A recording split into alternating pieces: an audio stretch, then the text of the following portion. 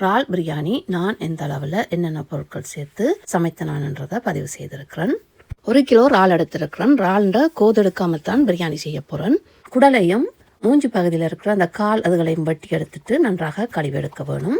அரை தேக்கரண்டி மஞ்சள் தூள் சேர்த்து நன்றாக கலந்து எடுத்திருக்கிறேன். நான் எந்த பிரியாணி செய்தாலும் வெங்காயம் பொரித்து சேர்க்கிறேன். நான் அதுக்கு நல்ல பெரிய வெங்காயம் கொண்ட மெல்லிசா நீட்டு வாக்கில் வெட்டி இவ்வாறு பொன்னிறமாக பொரித்தெடுக்க வேணும். பிரியாணிக்கு பொரித்த வெங்காயம் சேர்த்து கலந்து சாப்பிட்ட வேண்டாம், நல்ல சுவையாக இருக்கும்.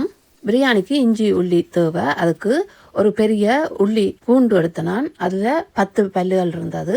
பெரிய துண்டு இஞ்சி சேர்த்து இவ்வாறு இடித்தெடுத்திருக்கிறேன். பிரியாணிக்கு எப்பவும் வாறு உடனே இடித்து நீங்கள் சேர்த்தீங்கன்னா நல்ல வாசமாகவும் சுவையாகவும் இருக்கும். வெங்காயம் பொரித்த எண்ணெயில் 3 மேசைக்கரண்டி எண்ணெய் சேர்த்திருக்கிறேன். நெய் 2 மேசைக்கரண்டி, கருவாப்பட்டை 2 மூடு துண்டு, பிரியாணி இலை 5, ஒரு பெரிய வெங்காயம் சேர்த்து நன்றாக கலந்து வெங்காயம் ஓரளவு வதங்கும் வரைக்கும் விட வேணும். வெங்காயம் ஓரளவு வதங்கி வந்ததும் 30 கிராம் மல்லி இலை, 30 கிராம் புதினா இலை, இடித்து வச்சிருக்கிற இஞ்சி உள்ளியையும் சேர்த்து நன்றாக கலந்து வெங்காயம் ஓரளவு பொன்னிறமாக வரும் வரைக்கும் பொரிய விட வேணும். வெங்காயம் ஓரளவு பொன்னிறமாக வந்ததும் பெரிய தக்காளி பழம் ஒன்று எடுத்திருக்கிறேன். 250 கிராம். தேவையான அளவு உப்பு சேர்த்து நன்றாக கலந்து தக்காளி பழம் வதங்கும் வரைக்கும் விட வேணும். தக்காளி பழம் வதங்குற நேரத்தில் 2 கப் பாஸ்மதி அரிசி எடுத்திருக்கிறேன். நன்றாக கழுவி தண்ணி சேர்த்து 5 நிமிடம் விட வேணும்.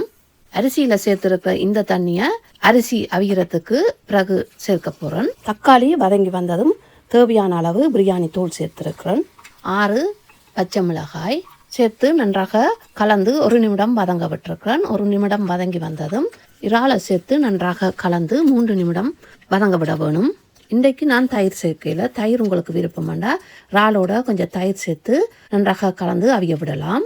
3 நிமிடம் வதங்க விட்ட பிறகு கழுவி வச்சிருக்கிற அரிசியை சேர்த்து நன்றாக கலந்து 2 கப் அரிசிக்கு 3 கப் தண்ணீர் சேர்த்திருக்கிறேன். இதுக்கு தேவையான அளவு தேசிப்புளி சேர்த்திருக்கிறேன். தேசிப்புளியையும் சேர்த்து நன்றாக கலந்து மூடி போட்டு அவிய விட வேணும்.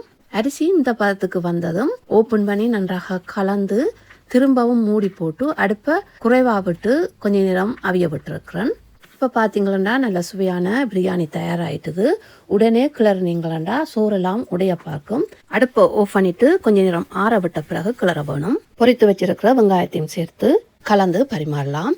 பிரியாணிக்கு கத்தரிக்காய் பொரிச்ச சம்பல், தயிர் பச்சடியோட சேர்த்து சாப்பிட நல்லா இருக்கும். இந்த செய்முறை பிடிச்சிருந்தா நீங்களும் செய்து பாருங்க. நன்றி.